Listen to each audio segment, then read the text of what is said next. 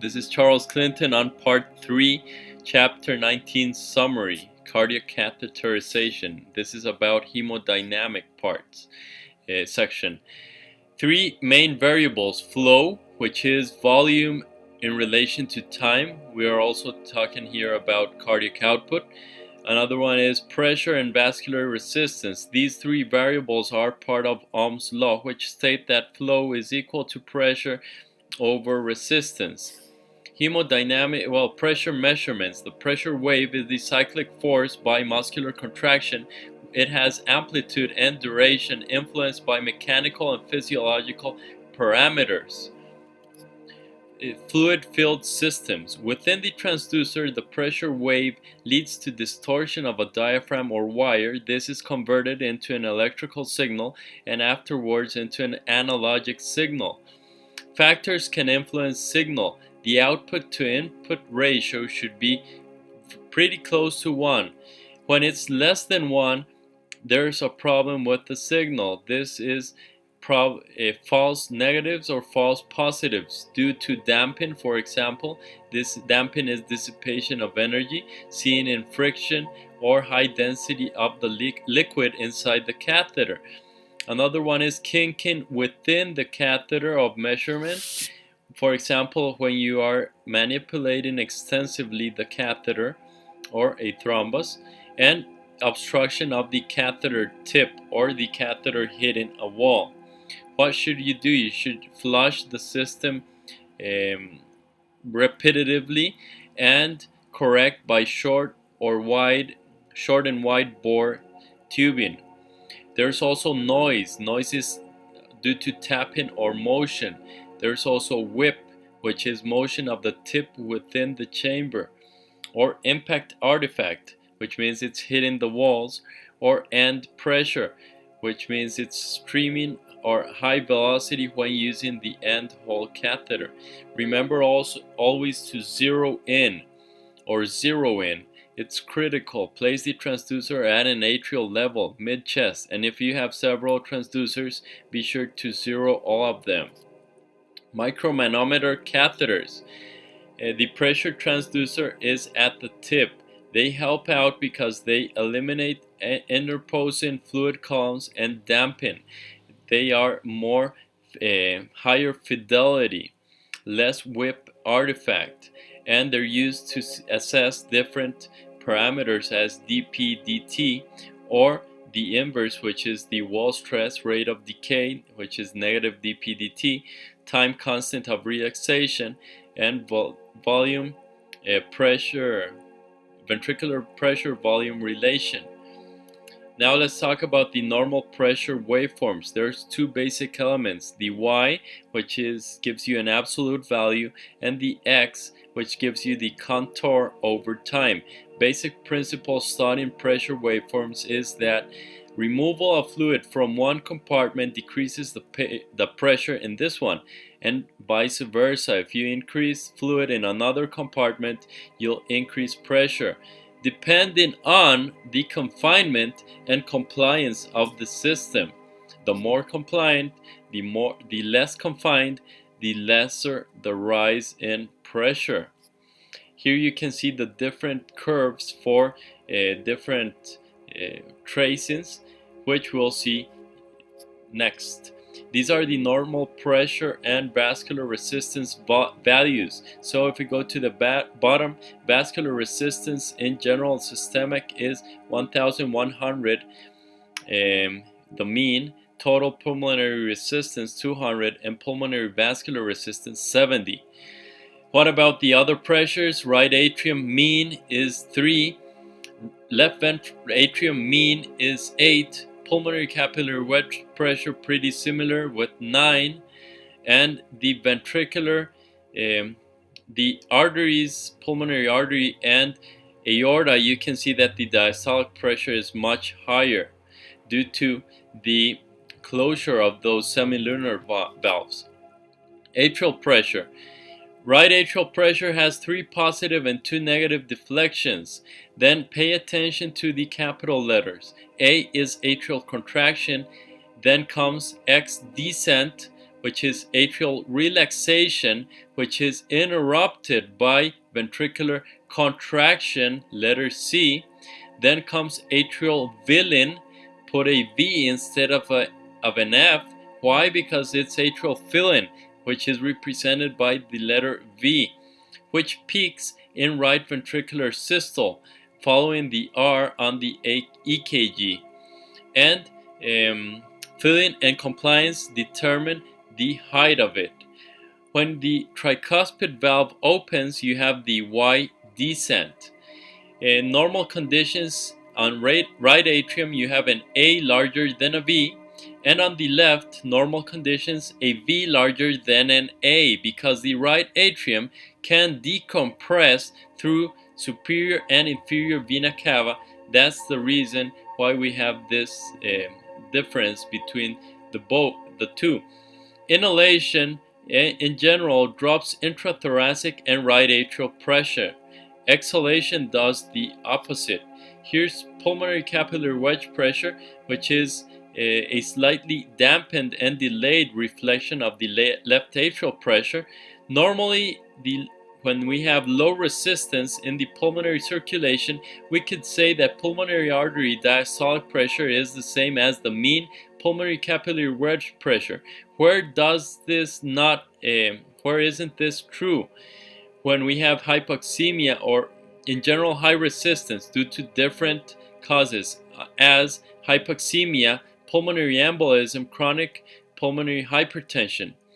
Remember that the wedge has to be correctly done. Over wedging means that you close this lumen probably overinflated or with a larger diameter size than the branch you occluded. This gives you falsely low readings. If there's under wedging, there's falsely high readings. You have to detect this through the pressure waveform without atrial waveform configuration and confirm it with the O2 saturation. We'll see this next. Here we can see on the left a normal ventricular tracing, and we can see as well the pulmonary capillary wedge pressure, pulmonary artery wedge pressure with a normal tracing on the left. In the right, we can see underwedging. When you underwedge, you get falsely elevated pressures, and that's what you're seeing in that straight line that's going through around 40 millimeters mercury. That is underwedging. This is false, a false sign due to a bad measurement, and as you can see, you cannot determine any wave because this is a straight line. Okay, here we have ventricular pressure. It is similar, has a similar morphology of both ventricles. Differences between the left and the right is that the left ventricle is higher with longer systole, isovolumetric contraction and relaxation, and a shorter ejection period. Pressure initially drops in the rapid filling phase, then increases reaching a plateau and ended by slow rise due to atrial contraction. The end diastolic pressure is taken at the C point. This is the onset of isovolumetric contraction just before the brisk rise in ventricular pressure. Aortic and pulmonary artery pressure. There's the systolic wave, which is the ejection, incisura, which you don't see in the ventricular tracings, which is the closure of semilunar valves, diastolic phase, which is a gradual decline in pressure, then the pulse pressure, which reflects stroke volume and compliance of arterial system, then the mean pressure reflects the peripheral resistance, and remember, in young patients, there's greater peripheral vascular compliance, which means higher peripheral systolic pressure, a greater difference to central aortic pressure. So, where should we measure central aortic pressure? It should be measured at the coronary level. Abnormal pressure characteristics. Here you can see the same patient without any change in his or her hemodynamics with a pressure change of 70 over 35 to 45 over 20. Why did this happen? Because of a small thrombus formation. How do you um, try to maintain this catheter clean, maintain readings constant with heparinized saline and flushing the catheter? What about cardiac output measurements? There's three different forms of measuring. One is thermodilution. Here you can see that at faster flow, there's a faster neutralization of the temperature change. This would be the graph in blue, showing a higher rise and faster decline, which means that there's high cardiac output. In green, normal cardiac output. In magenta, you can see low cardiac output since it takes longer for that temperature to change, so flow is reduced comparatively. Cardiac output correlates inversely with the area under the curve and can be calculated when temperature and specific gravity of injectate and blood as well as volume is known. The Stewart-Hamilton formula converts it to milliliters per minute.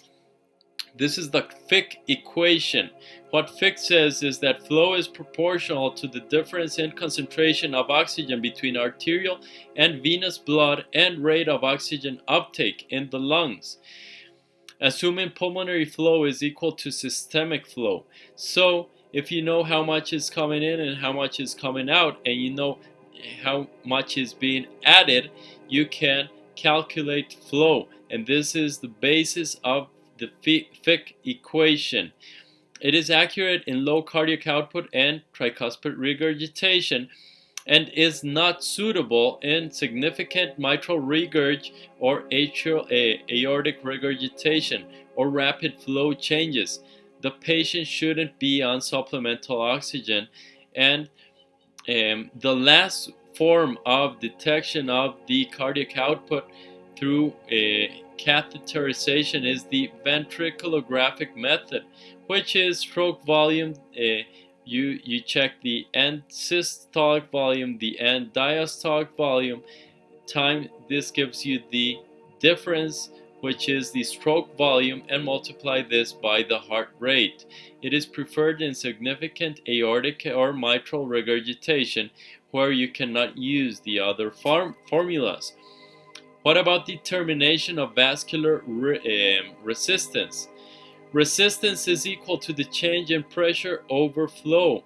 So pressure proximal and distal are measured. The difference, let's see, their difference over cardiac output gives us the resistance. Then the change in pressure of proximal to distal over the cardiac output gives us the resistance. Pulmonary vascular resistance is thus calculated by using the mean pulmonary artery pressure minus the mean left atrial pressure over the pulmonary flow in absence of shunts. This will be given in Wood's units, that it should be less than 3, and to convert it to SI units, you should multiply it by 80. Changes in resistance may be seen with exercise, nitroprusside, nitric oxide. It might be fixed or reversible.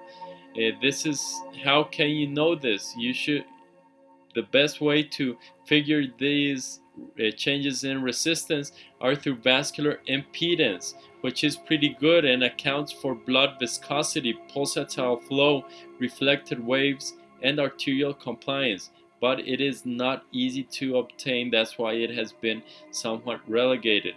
And that's it for this summary on the hemodynamics section. Now we're passing on to the evaluation of stenosis and other hemodynamic parameters clinically applied. Thank you.